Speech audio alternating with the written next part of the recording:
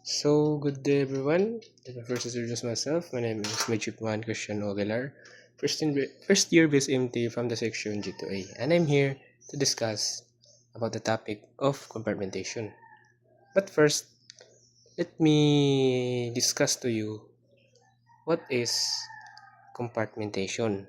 So, compartmentation refers to the definitions of a ship, hull, and interior spaces into separate watertight sections or compartments. These compartments are created using water bulkheads, decks, and partitions which prevent water ingress from the spreading throughout the ship in the event of flooding or damage.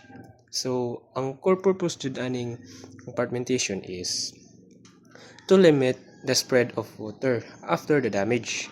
Kaya og walay internal divisions ang usa ka hole or buslot ubos sa waterline, syempre moalaw na siya og tubig na mo flood sa entire length of the ship and leading to the total loss of buoyancy and maoy rason nga mo sink.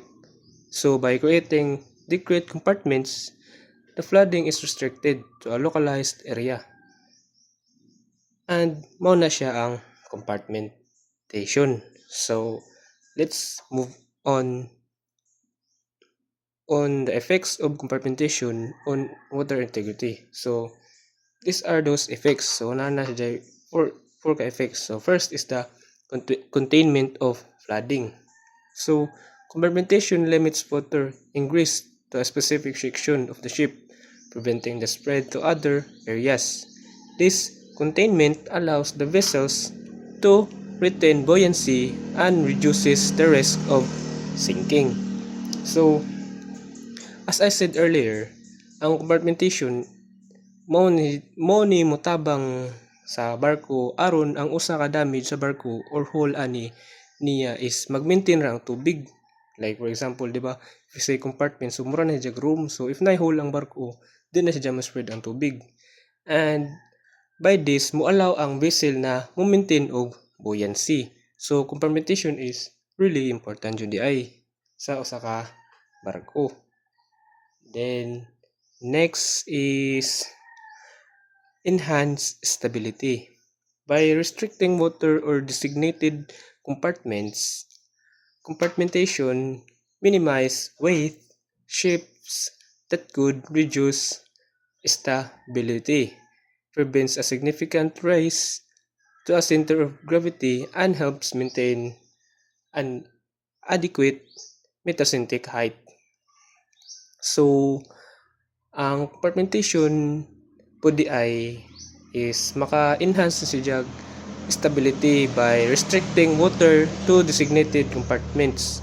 Ang compartmentation is maka-minimize og weight or kabug-aton sa barko and hinungdan mo nga mo reduce ang stability and also pod maka-prevent ni siya raise sa center of gravity and motabang na mo-maintain ang adequate metacentric height. So mao na ang pangduha. So let's proceed to the third part. So improves damage tolerance.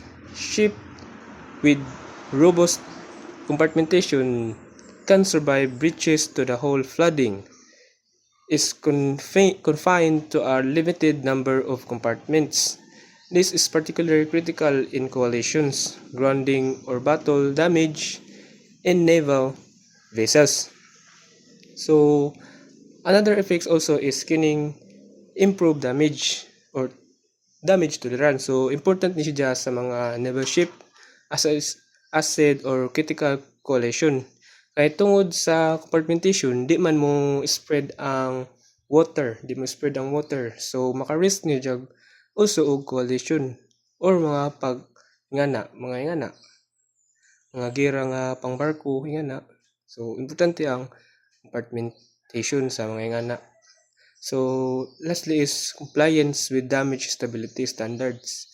Compartmentation ensures compliance with international regulations such as the International Convention for the Safety of Life at Sea In other words, SOLAS and classification society requirements. This regulation often define the ship's survivability when one more compartments flooded.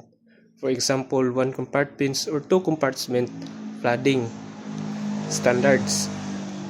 So, lastly, kining compliance with damage stability standard required po ni siya sa SOLAS.